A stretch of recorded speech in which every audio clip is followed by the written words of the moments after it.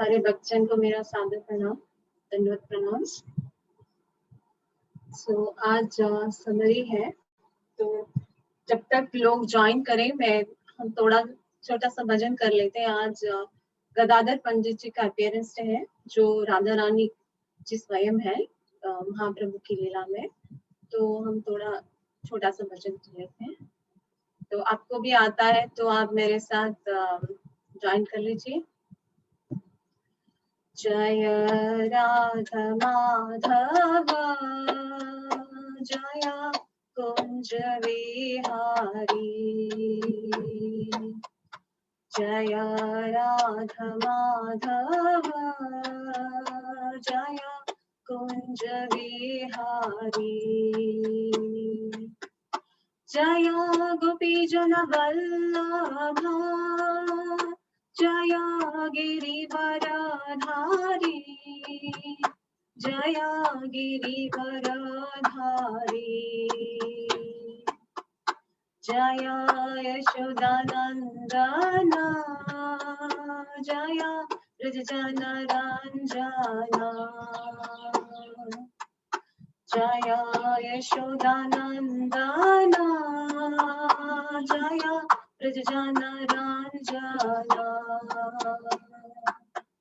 जय यमुना तीरवनचारी, जय कुंज विहारी, जय राधा माधव जय कुंज विहारी। हरे कृष्ण कृष्ण कृष्ण हरे हरे, हरे राम राम राम हरे हरे, हरे कृष्ण कृष्ण कृष्ण हरे हरे, हरे राम राम राम हरे हरे, हरे कृष्ण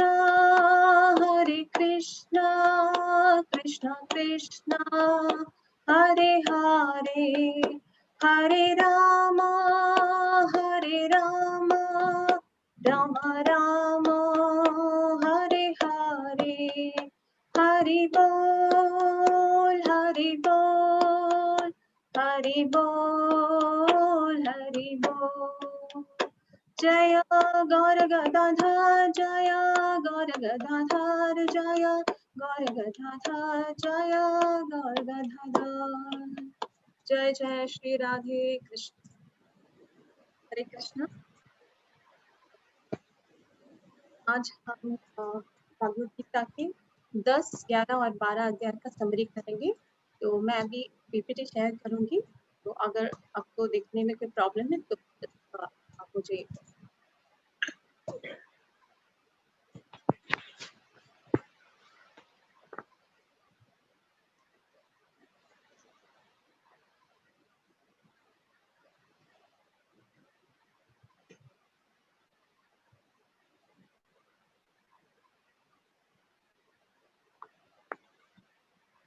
नमो कृष्णपादाय राधिकाय प्रियात्मने श्रीमद् भक्तिवेदांत नारायण इति नाम्ने। जय श्री कृष्ण चैतन्य प्रभु नित्यानंद श्री अद्वैत गदाधर शिवासादि गौर भक्तवृंद। सब लोग मेरे साथ बोलिए, हरे कृष्णा कृष्ण कृष्ण हरे हरे, हरे राम राम राम हरे हरे। तो भगवद गीता यथारूप का हम अध्ययन कर रहे हैं। तो आज का अध्याय है, पहले हम 10वें अध्याय को देखते हैं। तो 10वें अध्याय में क्या है कि भगवान का ऐश्वर्य योग।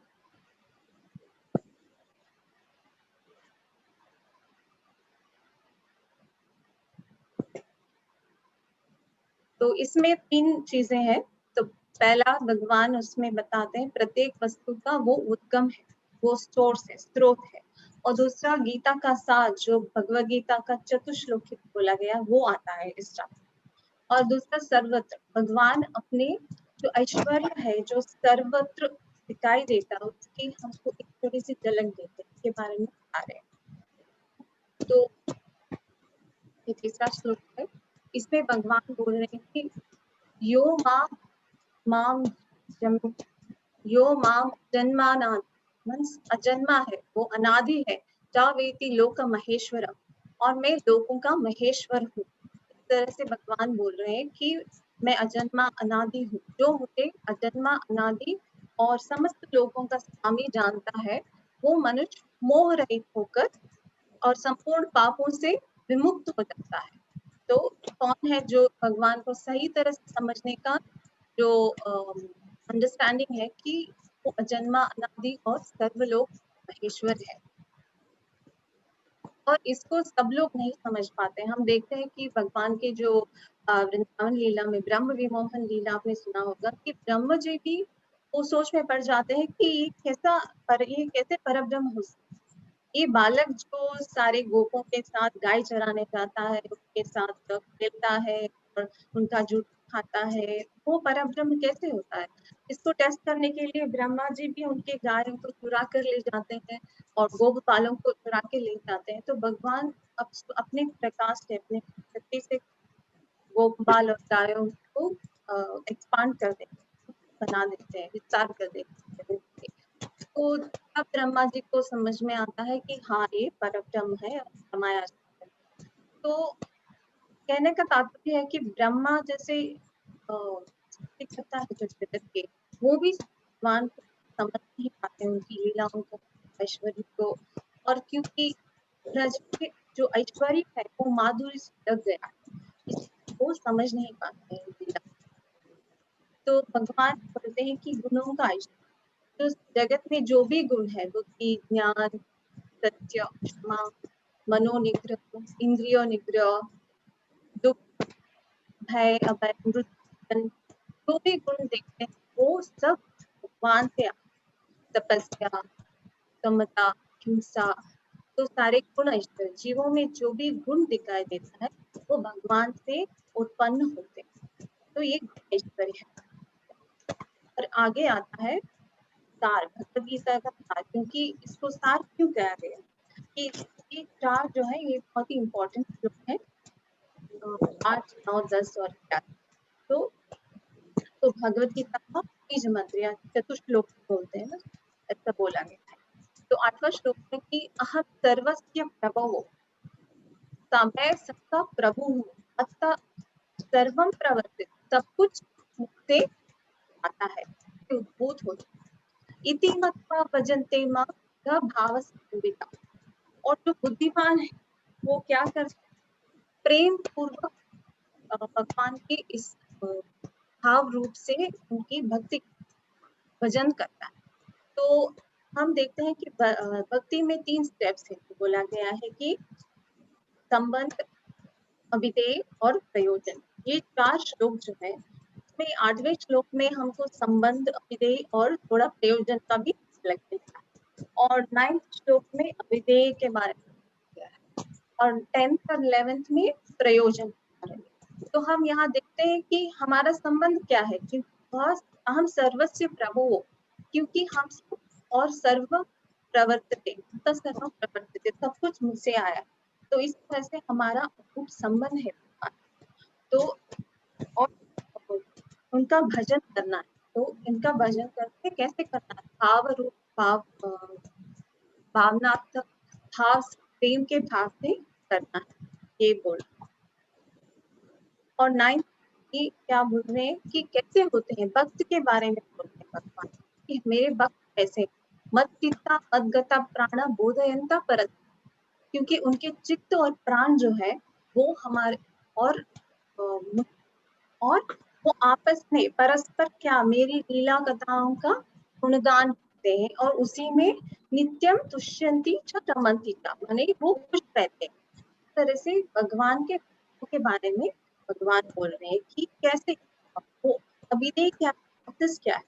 हम भी हरि कथा सुनना है, भगवान के जो भक्त हैं उनके अनुगत्य में हरि कथा सुनना है और परस्पर उसके बारे में बात करना है। हम देखते हैं षड गोस्वामी उन्होंने अनेक ग्रंथ लिखे हैं जो जिसमें भगवान की लीलाओं का वर्णन करते हैं। हम उसका उसके कथाओं को पढ़ते हैं और सुनते हैं और उसके भाव में प्रवेश करने की कोशिश करते हैं।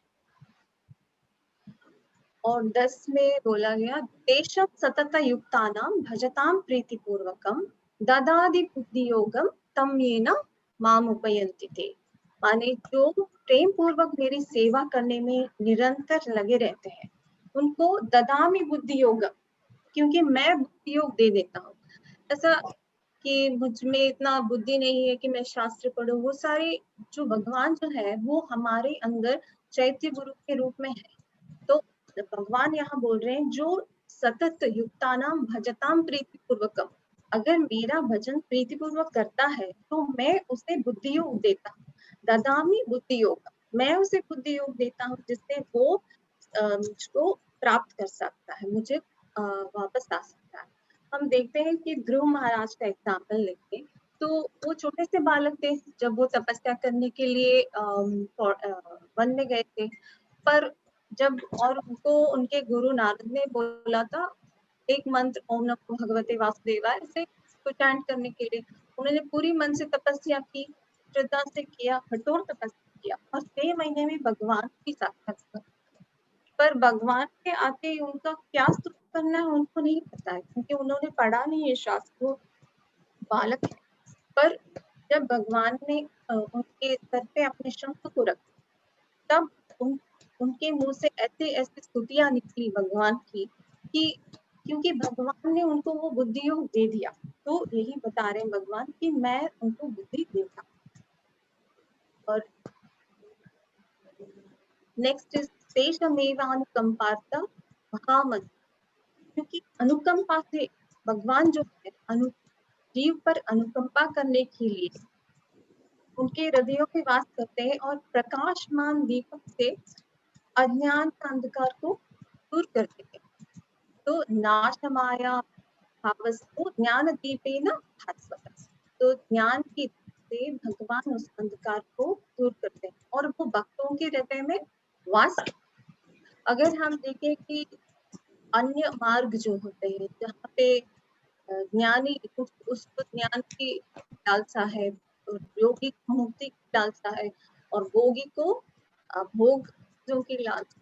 पर भक्त जो है वो निष्काम होकर भगवान का भजन करता है, तो वही भगवान का विश्राम स्थान है उसका हृदय, तो वहीं पे भगवान निवास करते हैं। तो ये भागवत का चतुश्लोक है, ये 4 इम्पोर्टेंट चैप्टर। और नेक्स्ट आगे भगवान अपने ऐश्वर्य का वर्णन करते हैं, अलग अलग रूप में ऐश्वर्य होता है। और ये अर्जुन बोलते हैं कि परम ब्रह्म परधाम पवित्रम परम भगवान, भगवान के कृष्ण भगवान को क्या बोल रहे हैं कि आप ही परम ब्रह्म हो, परधाम हो, पवित्रम परम भगवान। मीन अगर यही अंडरस्टैंडिंग जो भी भगवत गीता अगर हम स्टडी करते, अगर हमारा अंडरस्टैंडिंग अर्जुन से अंडरस्टैंडिंग के जैसा नहीं है कि हमको ये नहीं समझ में आता है कि श्री कृष्ण ही परम ब्रह्म है, वही परम धाम है, सब कुछ उससे है, जन्मा अनादि है, वही है सब कुछ। अगर वो हमारा अंडरस्टैंडिंग नहीं है तो फिर वो भगवत गीता का सही रूप से यथार्थ नहीं हुआ उसका अंडरस्टैंडिंग। तो यहाँ अर्जुन इस भगवान की बोल रहे कैसे एड्रेस कर रहे हैं भगवान को कि आप नित्य है, नित्य है, आदि पुरुष है, तो आप ही सब कुछ है।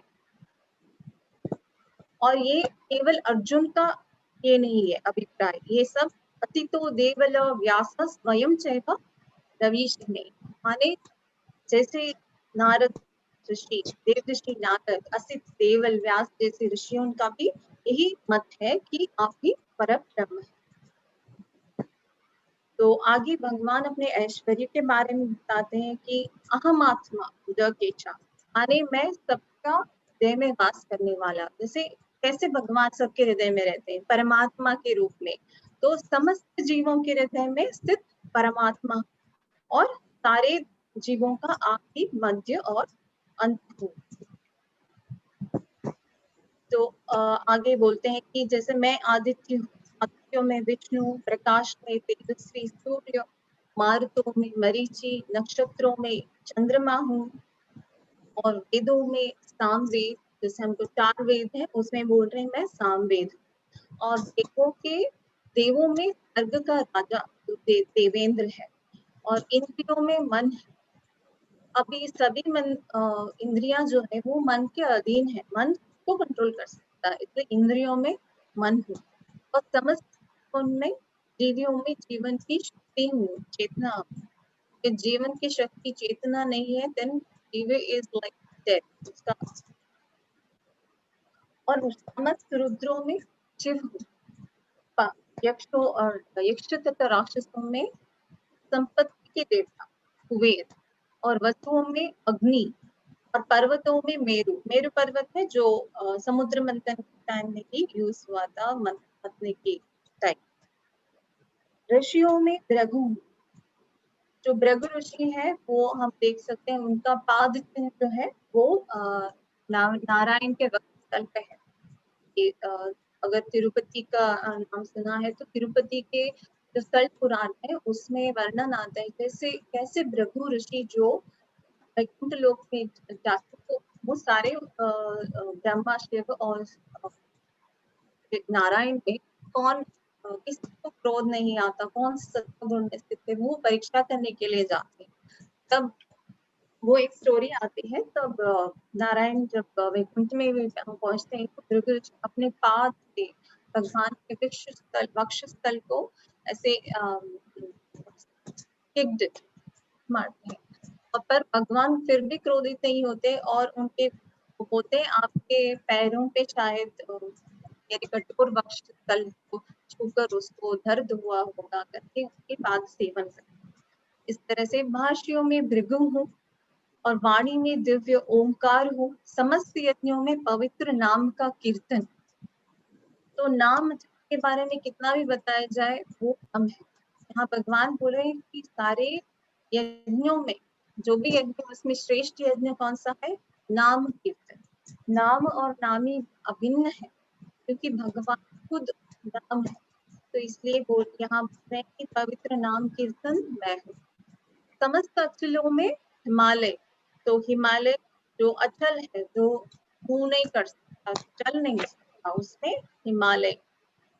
समस्त वृक्षों में अश्वत्थ हूँ, जैसे सारे वृक्षों की अश्वत्थ ऋषि की पूजा होती है, अभी भी होती है।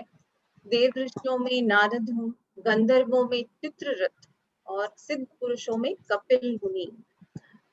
दैत्यों में प्रहलाद, प्रहलाद जो है वो राक्षस कुल में उनका जन्म हुआ, पर वो श्रेष्ठ सर्वश्रेष्ठ। और भगवान बोल रहे हैं कि दैत्यों में मैं प्रहलाद हूँ, और दमन करने वाला काल हूँ, क्योंकि जो भी है जितना भी शक्तिशाली है, पर काल के आगे उसका कुछ नहीं चलता। पशुओं में सिंह में गरुड़, तो और समस्त पवित्र करने वालों में वायु, शस्त्रधारियों में राम, मछलियों में मगर, नदियों में गंगा।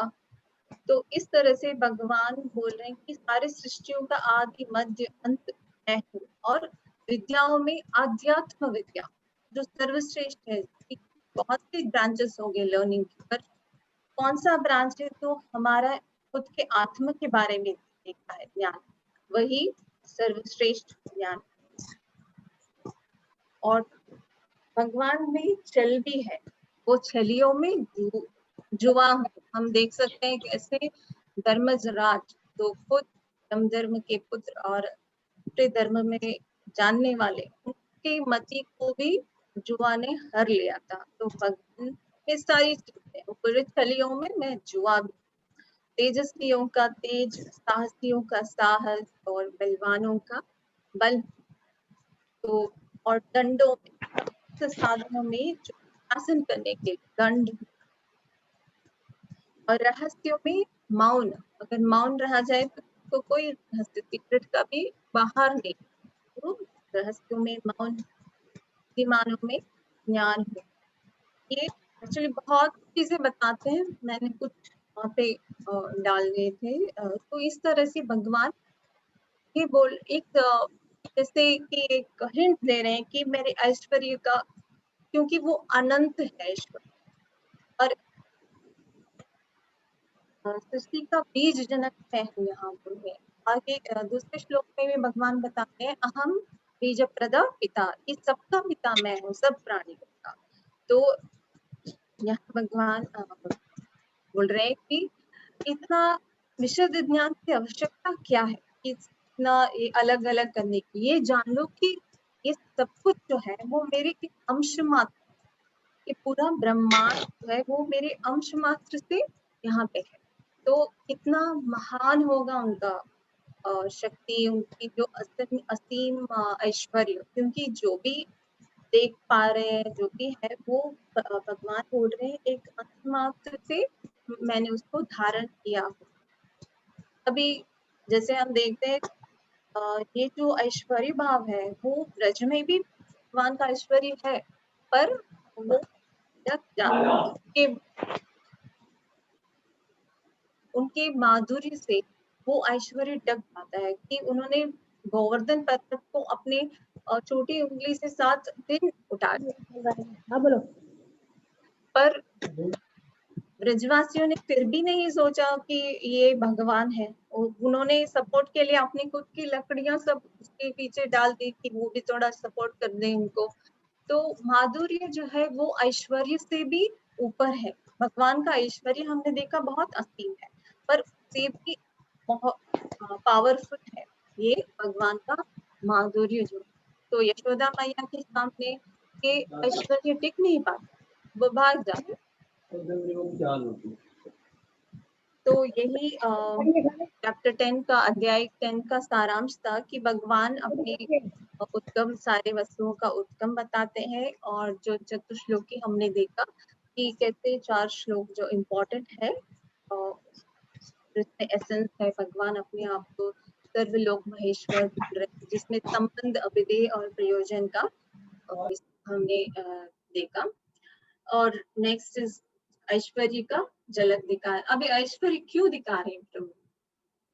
हम देखते हैं कि भौतिक जगत में हमको ऐश्वर्य से भगवान जीव के अट्रैक्शन होता है।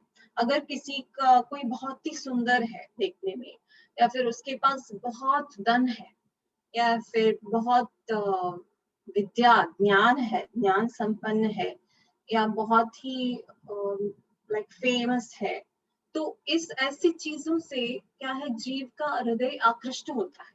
तो भगवान ऐसी इसलिए हमको भी थोड़ा उस ऐश्वर्य की झलक दिखा रहे हैं कि वो ऐश्वर्य जो भी इस जगत में हमको दिखाई देता है वो भगवान के ऐश्वर्य का ही एक अंश होता है। तो जीव को आकृष्ट करने के लिए भगवान अपने ऐश्वर्य के बारे में यहाँ बता रहे हैं। तो नेक्स्ट अध्याय 11 तो 11, और अगर किसी का प्रश्न है तो पूछ सकते हैं 10 में उसमें। ओके, तो अध्याय 11 है विश्वरूप। हरे कृष्णा तो हरे कृष्णा दीदी, वो जो 10 चैप्टर की सेकेंड लास्ट स्क्रीन थी ना, वो आप शेयर कर सकते हैं? वो ये मतलब या ये जिसमें सारी डिटेल है, डिटेल वाली जो है। अच्छा वो मैं वो भेज दूंगी, ठीक है, ये वाला नहीं, हाँ, ये वाला हाँ, ठीक है, मैं भेज दूंगी, मैं बाद में ग्रुप में भेज दूंगी, ठीक है। ठीक है दीदी। ओके, तो ये 11वां अध्याय है। इसमें अभी अर्जुन ने ऐश्वर्य के बारे में सुना। अभी उनके मन में ये आता है, आप निवेदन करते हैं कि मुझे देखना है। तो इस विराट रूप जो भी भगवान का विश्व रूप है उसकी देखने की इच्छा होती है भगवान के मन में, अर्जुन के मन में। और अर्जुन उसको देखने के बाद जो प्रार्थना करते हैं, और ये इस 11वें चैप्टर का सारांश है। और बाद में इनमें चतुर्भुज और त्रिभुज रूप को भी दिखाते हैं भगवान। तो भगवान अर्जुन बोलते हैं कि अभी मेरा मोह दूर हो गया है। मोहस्य विगतो मम, मैंने आपसे सुना है, श्रुते विस्तारांशोमय, मैंने विस्तार रूप से सुन लिया, अभी क्या करना है, अभी मेरी इच्छा हो रही है। दृष्टामिच्छामि ते रूपम, आपका विश्व रूप देखने की, विराट रूप देखने की मेरे में इच्छा हो रही है। और अगर आप सोचते हैं कि मैं देख सकता हूँ, सब लोग नहीं देख सकते इस विश्व विराट रूप को, और अगर आप सोचते हैं कि मैं देख सकता हूँ तो मुझे दिखाइए, ऐसे अर्जुन निवेदन कर रहे हैं। और अर्जुन की जो प्राकृत दृष्टि है उससे भी इस विश्व रूप को नहीं देख सकते, तो भगवान क्या करते हैं, भगवान अर्जुन को विशेष दिव्य दृष्टि देते हैं ताकि वो इस दिव्य विराट रूप को देख पाए। तो भगवान बोलते हैं दर्शयामास प्रार्थाय परम, तो यहाँ बोल रहे हैं कि आप मेरे इस परम रूप ऐश्वर्य, तो मेरे इस परम रूप ऐश्वर्य को देखो, पार्थ करके अपना विश्व रूप दिखाते हैं। तो इसमें क्या देखते हैं अर्जुन, अर्जुन देखते हैं अनेक वक्त्र नयनम अनेकात् भूत दर्शनम अनेक दिव्याभरणम दिव्यानेकोद्यात आयुधम, तो अनेक मुख, अनेक नयन, नेत्र, अनेक दिव्याभरण और अनेक आयुध से सज्ज ऐसे रूप को देख रहे हैं। दिव्य माल्याम्बरधरम दिव्य गंधानुलेपनम सर्वाश्चर्यमयम देवम अनंतम विश्वतोमुखम, ऐसे अर्जुन बोल रहे हैं कि आपका दिव्य है, इसमें अनेक मुख है, अनेक अनेक आयुध पकड़े हुए, सारे सारे देवी देवता, सारे महर्षि, सब कुछ इसी रूप में समाहित है। और उस रूप को देखकर अर्जुन प्रार्थना करने लगते हैं। और क्या बोलते हैं कि कैसा है इसका तेज, वो बोल रहे हैं दिव्य सूर्य सहस्रस्य, कि सहस्त्र सूर्य जैसे उद्गम होते हैं वैसा है आपका रूप, उसका तेज। तो इसको हम वैसे प्राकृत दृष्टि से नहीं देख पाते, इसके लिए उन्हें दिव्य दृष्टि देखने को भगवान ने दिया है। और भगवान बोलते हैं ऐसे इस रूप को पहले किसी ने नहीं देखा। अभी हम महाभारत में भी एक प्रसंग आता है जहाँ दुर्योधन की सभा में, धृतराष्ट्र की सभा में शांति दूत बनकर भगवान जाते हैं, तो दुर्योधन उसको रिजेक्ट करता है उस शांति प्रस्ताव की, पांडवों को 5 गांव दिया जाए, और वो भगवान श्री कृष्ण को बंदी बनाने की चेष्टा करते हैं। तब भगवान अपना एक्सपांशन, एक झलक जैसी, एक छोटा सा विश्व रूप के जैसा, पर ऐसा पूरा विश्व रूप नहीं है वो, ऐसे स्वामी महाराज श्रील प्रभुपाद में लिखते हैं कि वो छोटा सा उसका ऐश्वर्य रूप वहां दिखा देते हैं ताकि दुर्योधन घबरा जाता है उसको देखकर, उसके बंधन करने की चेष्टा छोड़ देता है। पर यहाँ भगवान अर्जुन को अपना पूरा ब्रह्मांड जिसमें समाहित वैसा विश्व रूप दिखा रहे हैं। और अर्जुन के साथ एक और भी है जो इसको देख रहा है, वो कौन है, किसी को पता है कौन देख रहा है? संजय संजय संजय संजय को भी दिव्य दृष्टि प्राप्त है, तो वो देख रहे हैं भगवान के विश्व रूप, ये विस्मयकारी रूप है। उस रूप को देखने के बाद अर्जुन पूरा प्रार्थना करने लगता है भगवान को, भगवान के चरणों में, क्योंकि वो भयभीत हो जाता है उसको देखकर। और अगले श्लोकों में विश्व रूप देखने के बाद अर्जुन का जो रिएक्शन है, जो प्रार्थना करता है, और उसका काल रूप, भगवान का काल रूप दिखाते हैं जिसके वर्णन वो करता है। और भविष्य में क्या होने वाला है, अभी ये क्या कहाँ हो रहा है, कुरुक्षेत्र की युद्ध भूमि में चल रहा है भगवद गीता का संवाद, तो भविष्य में उस युद्ध का परिणाम भी उस विश्व रूप में अर्जुन को दिखाते हैं भगवान। तो उस देखने के बाद अर्जुन बोलते हैं कि आप ही आदि मध्य और अंत हो, अनादि मध्यंतम, ऐसे बोलता है उनके विश्व रूप का वर्णन करते हुए। और आपके मुंह से क्या निकल रहा है? आपके मुंह से वो अग्नि निकल रही है और आप सर्वव्यापी हो। और महर्षि क्या है? स्वस्ति स्वस्ति करके आपका अर्चन वंदन कर रहे हैं, क्योंकि ये रूप असाधारण रूप है, कोई नहीं देख सकता है। और महर्षि देवता सभी इस रूप को देखकर आश्चर्यचकित हो रहे हैं और अपनी प्रार्थनाएं अर्पण कर रहे हैं।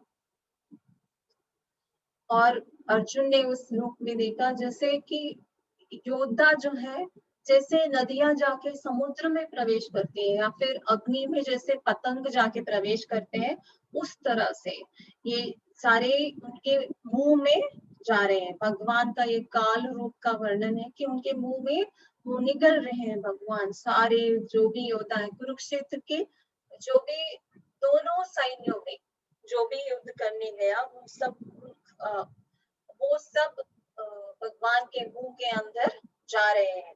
और वहां पे जो अतिरथ महारथ भी है, जैसे भीष्म, द्रोण, कर्ण, सब लोग भगवान के इस भयंकर रूप मुंह में अंदर जा रहे हैं। अर्जुन ने ये रूप देखा और भगवान बोलते हैं कालोस्मि, मैं काल हूँ। कालोस्मि लोक क्षय कृत प्रवृत्त हो, कि लोगों को जो क्षय कर देता है, वैसा मैं काल, ये मेरा काल रूप है। और इस काल, इसमें मैं सबको, इस रणभूमि में सबको स्वाहा कर दूंगा और कोई नहीं बचेगा पांडवों के सिवाय। तो भगवान के इस रूप को देखकर अर्जुन का क्या होता है? अर्जुन गुणगान करते हैं भगवान का, प्रणाम करते हैं, क्षमा याचना करते हैं। क्यों क्षमा याचना करते हैं? वो बोल रहे हैं कि मैंने आपको सखा समझा, मैंने आप क्योंकि अर्जुन जो है वो राजकुमार के वंश में है और भगवान जो है वो यादव वंश में उन्होंने जन्म लिया था। तो अर्जुन बोलते हैं मैंने ओ सकेती, ओ यादवा, ऐसे ऐसे करके मैंने आपको संबोधन किया। मैंने नहीं जाना कि आप भगवान है। तो हे कृष्णा, हे यादवा, हे सकेती, अजानता महिमा नाम तवेदम, मैंने आपकी महिमा बिना जाने आपके चरणों में न जाने कितना अपराध किए, मुझे क्षमा करे। ऐसे करके वो क्षमा याचना भी करते हैं। तो ये हम देखते हैं कि ये डिफरेंस है ब्रज के भाव में और यहाँ अर्जुन के भाव में। क्योंकि इस विराट रूप को सब देखकर अर्जुन का सबके बाद चला गया। वो डर के मारे वो अभी निवेदन कर रहा है, प्रार्थना कर रहा है, स्तुतियां कर रही है। पर क्या माँ यशोदा कभी करती है? वो क्या भगवान ने माँ यशोदा को भी ब्रह्मांड दिखाया अपने मुंह में। वो ब्रह्मांड घाट लीला में क्या होता है कि वो मट्टी खाते हैं भगवान और माँ यशोदा उनका मुंह खुलवाना चाहती है कि देखने के लिए मट्टी खाई है कि नहीं। तो भगवान का ऐश्वर्य सामने आता है, क्योंकि माँ यशोदा वहां शासन करने वाली है, भगवान को डर लगता है। तो वो ब्रह्मांड दिखाते हैं, पूरा ब्रह्मांड, विश्व ब्रह्मांड उनके मुंह में। पर यशोदा मैया क्या सोचती है? वो सोचती है कि शायद कुछ भूत वूत का ये हो गया है मेरे लाला पे, ऐसे सोच के वो गोबर से उनको नहला देती है। तो उनका माधुर्य जो है, तो वो चला जाता है वो ऐश्वर्य उसके सामने। तो उनका माधुर्य भाव, उनका वात्सल्य भाव जो है कृष्ण के प्रति, वो कभी नहीं जाता है। पर यहाँ हम देखते हैं कैसे अर्जुन क्षमा याचना करते हैं और भयभीत होकर बोलते हैं मुझे अपना सौम्य रूप दिखाइए। और पहले बोलते हैं कि आप मुझे अभी अपना चतुर्भुज रूप जो नारायण का है, शंख चक्र गदा पद्म वाले नारायण का रूप दिखाइए। तो भगवान उसे चतुर्भुज रूप दिखाते हैं। और फिर उसके बाद वो अर्जुन प्रार्थना करते हैं कि आप मुझे अपना सौम्य रूप, जो आप जो द्विभुज रूप है, सर्वदा द्विभुज है भगवान, हमेशा वो उनका शाश्वत द्विभुज रूप है। तो आप वही सौम्य रूप का दर्शन मुझे दीजिए। तो भगवान बोलते हैं उस रूप के बारे में, वो दो द्विभुज रूप में आ जाते हैं। और क्या बोलते हैं इस रूप के बारे में? वो बोलते हैं कि ये सुदुर्दर्शमिदम, माने इसको देखना बहुत ही कठिन है। ये जो श्याम सुंदर त्रिभंग ललित रूप है दो द्विभुज वाला, ये इसको कोई देख नहीं पाता। इसको देखने के लिए सबके मन में लालसा होती है, पर ये बहुत ही कठिन है इसको देखना। इसके लिए ऐसी ऐसी तपस्या करनी पड़ती है कि वो और वो बोलते हैं तपस्या से, दान से, पूजा से नहीं देख सकते। फिर कैसे देख सकते हैं? सिर्फ प्रेममयी भक्ति से देख सकते हैं। तो ये 54 श्लोक है, ये इस चैप्टर का इम्पोर्टेंट श्लोक है। तो यहाँ भगवान बोलते हैं कि भक्त्यात्मना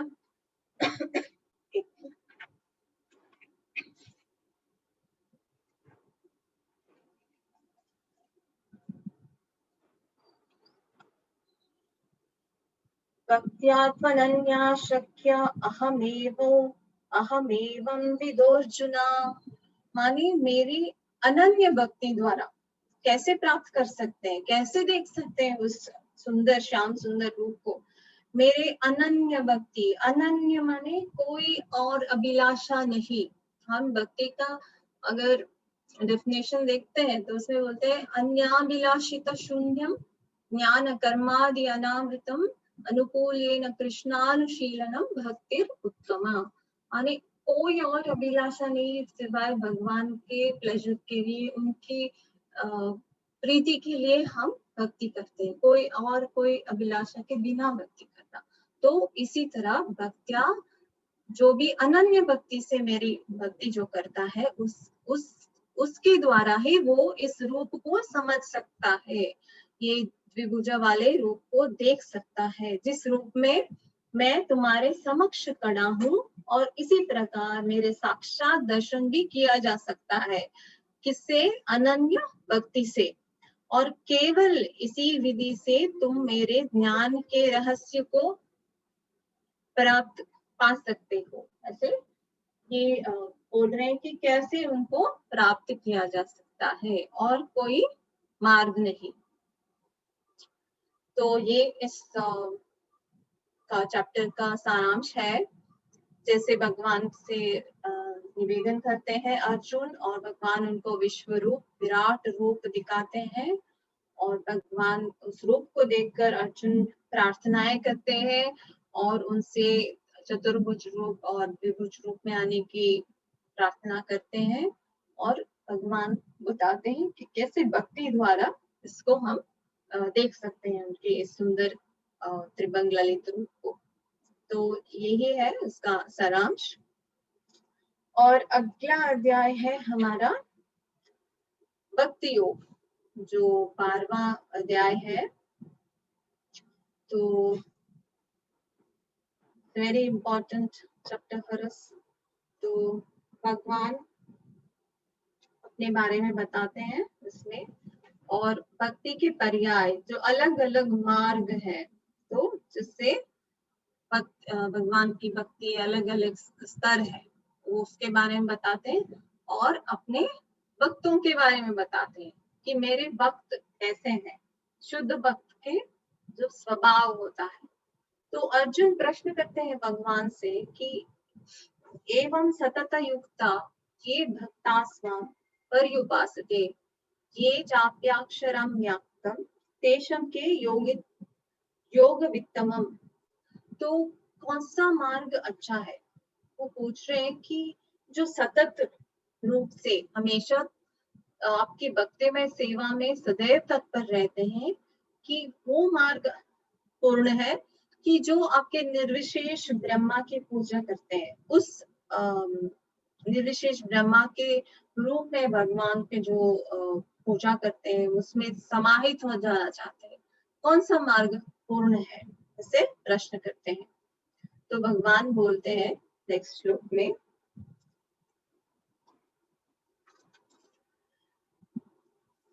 मय्यावेश्य मनो ये मां नित्ययुक्ता उपासते श्रद्धाया परयोपेतास्ते मे युक्ततमा मतः। मेरा मत क्या है, मेरा अभिप्राय क्या है। जो लोग अपने मन को मेरे साकार रूप में एकाग्र करते हुए जो नित्य उपासना करते हैं, मेरी पूजा करते हैं, तो वही मेरे मेरे मत में वही श्रेष्ठ साधन है, परम सिद्ध माना जाता है। ऐसे भगवान बोल रहे हैं कि हम जो भक्तिमय सेवा करते हैं, भगवान की अर्चना, वंदना, पूजन, जो भी भक्ति के 9 विध अंग जो है, श्रवण, कीर्तन, स्मरण, वंदना, पाद सेवना, दास्य, सख्य, आत्मनिवेदनम, ऐसे जो भक्ति के अंग है वही सर्वश्रेष्ठ है। वो नित्य उपासना करते हैं। और ये जो निराकार ब्रह्म को प्राप्त करने का मार्ग है वो बहुत कठिन है।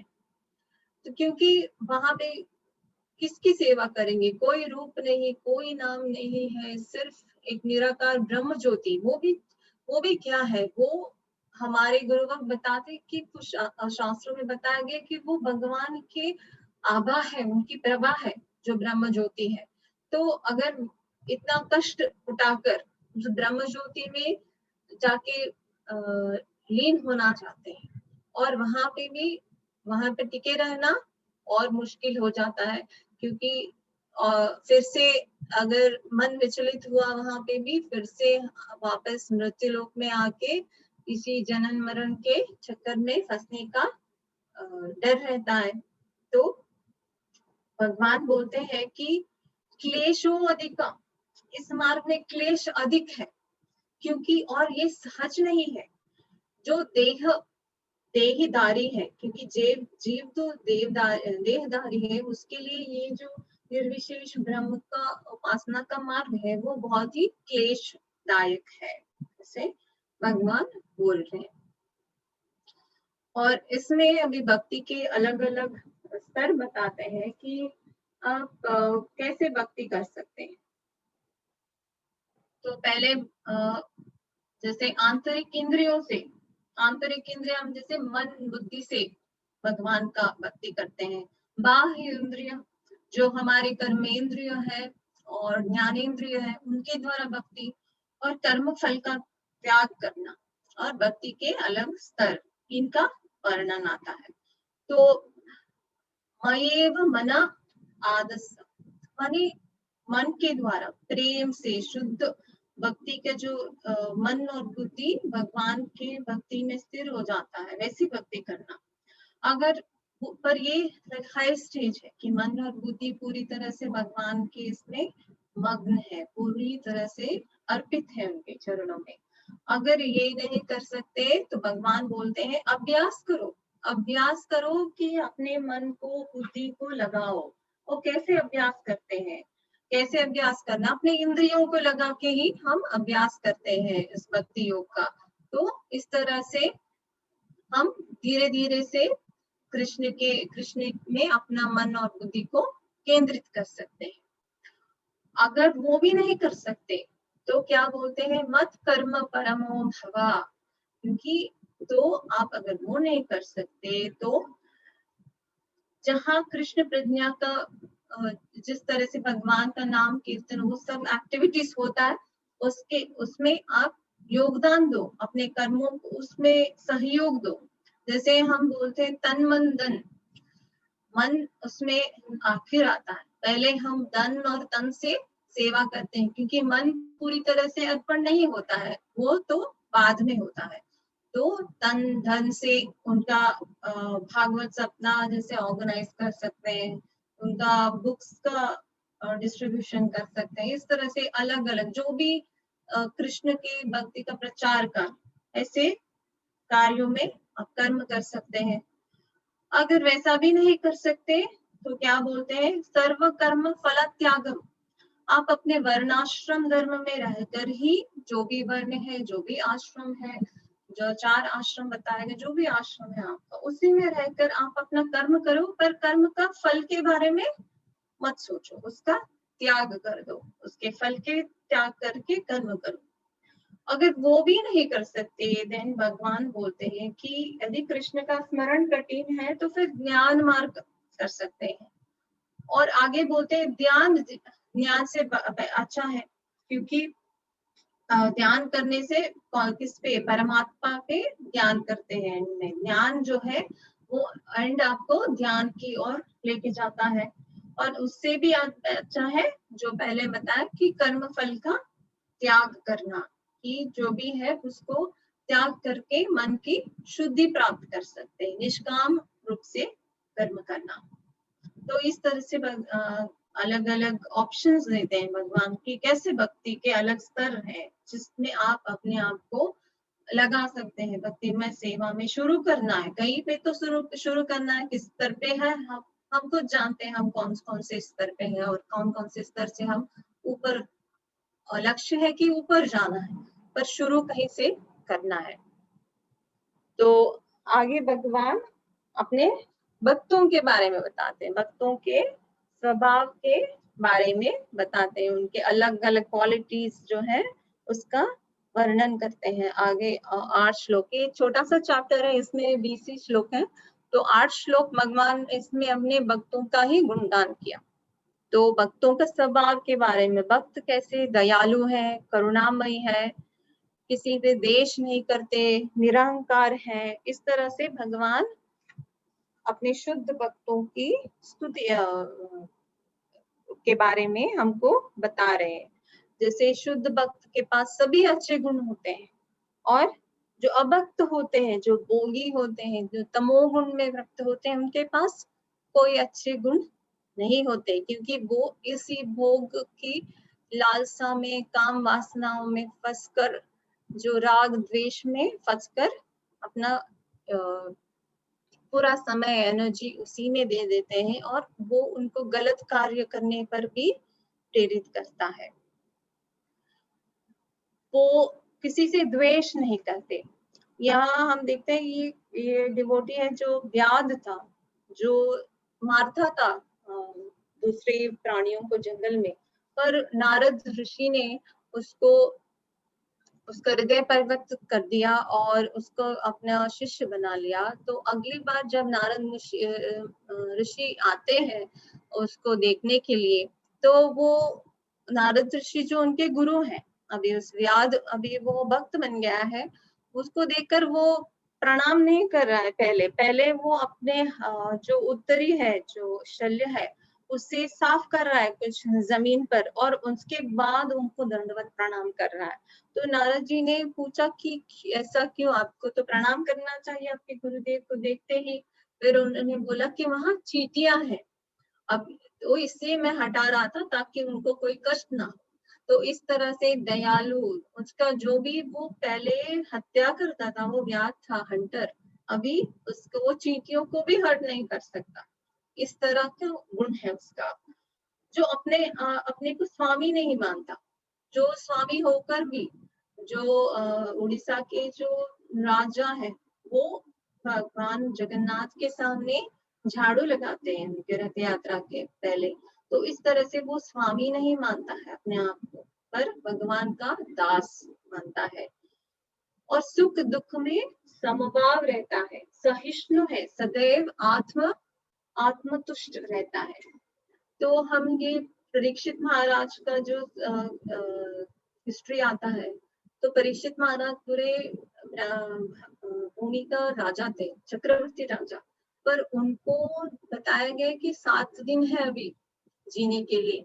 तो उन्होंने तुरंत सब कुछ त्याग करके वो गंगा तट के पर बैठ गए, और भगवान की कृपा से सुखदेव गोस्वामी जी उनके पास आए, और उनसे उन्होंने भागवत का 7 दिन श्रवण किया बिना वहां से उठे, कि कोई शरीर का कोई भी खाना पीना, उस किसी चीज के लिए भी वो नहीं उठे, वो पूरे 7 दिन। तो ऐसे वो सहिष्णु और पूरे आत्मतुष्ट, अपने आप में संतुष्ट होते हैं, उनका समभाव होता है, उनको वो डिस्टर्ब नहीं होते हैं किसी, और किसी को पहुंचाते, अगर उनको भी कष्ट दे रहा है तो वो रिटेलिएट नहीं कर रहे हैं, वो किसी को कष्ट नहीं पहुंचाते।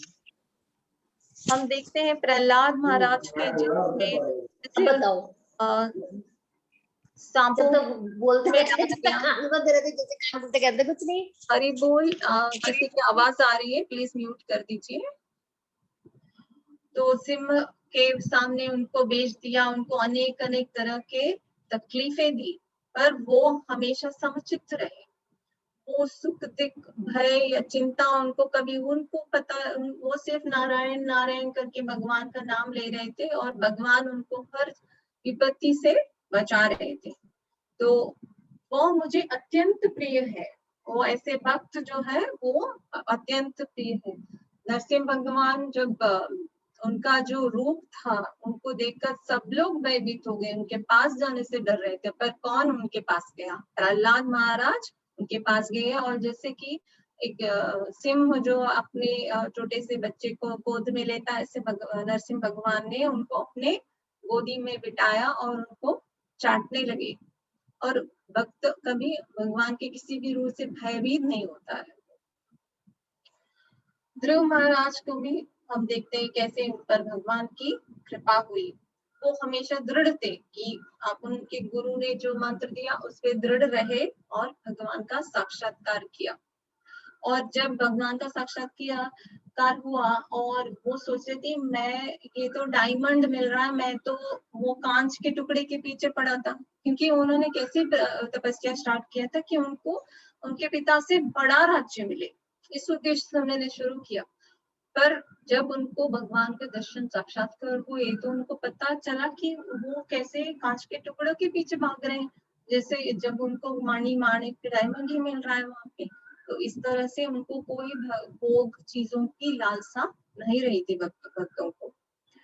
और हम देखते हैं जैसे कि स्वामी महाराज श्रील प्रभुपाद ने भी कैसे पूरे जगत में इतने भगवान के नाम का और उनकी लीलाओं का कैसे प्रचार किया।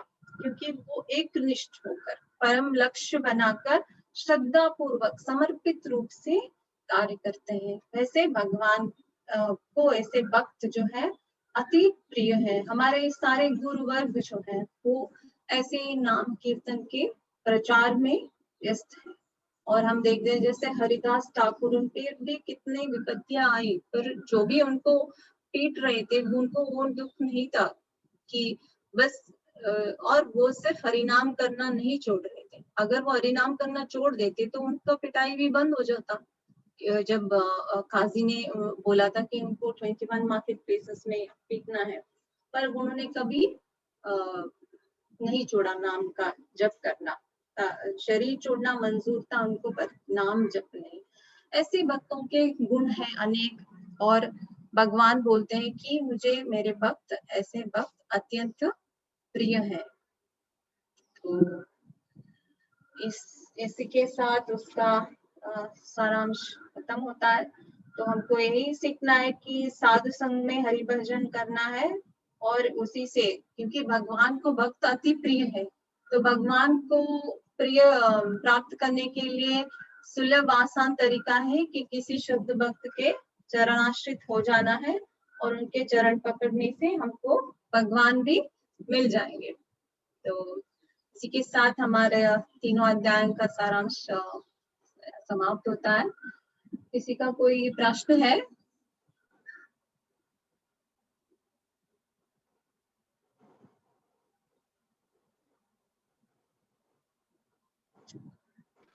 हरी बोल दीदी। आपने 11वें अध्याय के 11.54 में एक अनन्य भक्ति का एक श्लोक बोला है, वो प्लीज भेज दीजिएगा। 54th श्लोक है। हाँ 54 श्लोक। हाँ जी, उसमें अनन्य का कोई आपने वो भेजा था, भक्ति के बारे में बताया ना, वो श्लोक भेज दीजिएगा please.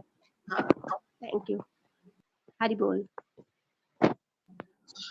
Shloka, can you get my charger?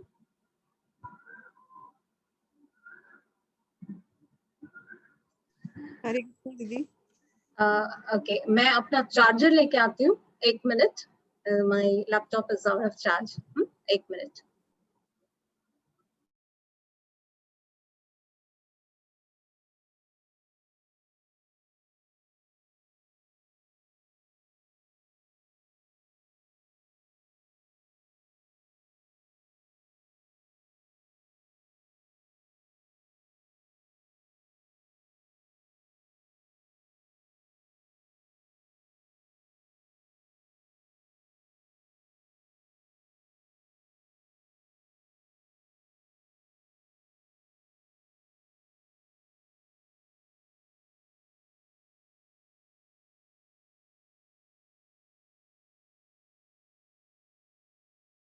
हरे कृष्णा। जी किसी का प्रश्न था? हरे कृष्णा। हाँ हरे कृष्णा। हाँ दीदी, क्लास बहुत अच्छी गई लेकिन बहुत फास्ट थी, तो लेकिन ये इसकी रिकॉर्डिंग हमें मिल जाएगी ना?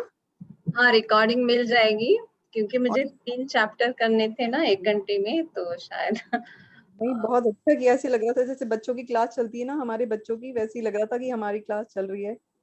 और जी दीदी, ये जैसे स्पेशल आपने नया कंसेप्ट जो यूज किया है, राधे राधे दीदी, पीपीटी दिखा दिखा के क्लासेस जो आपने सुनाया, बहुत बहुत अच्छा किया आपने ये। थैंक यू हरे कृष्णा। मैंने ऐसे क्लासेस अटेंड किए थे पहले, तो इसलिए मैंने सोचा वो आसान रहेगा बस। बहुत ही अच्छा रहा ये।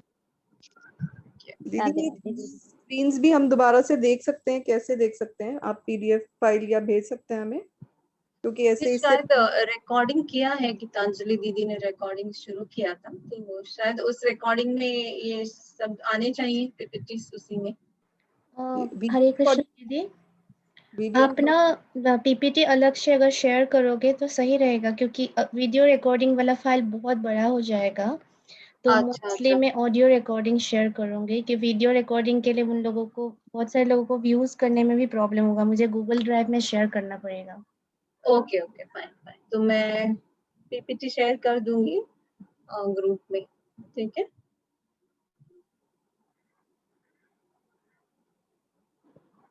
जी, और तो अगर कोई और प्रश्न नहीं है, फिर हम यहीं पे एंड करते हैं इस सेशन को,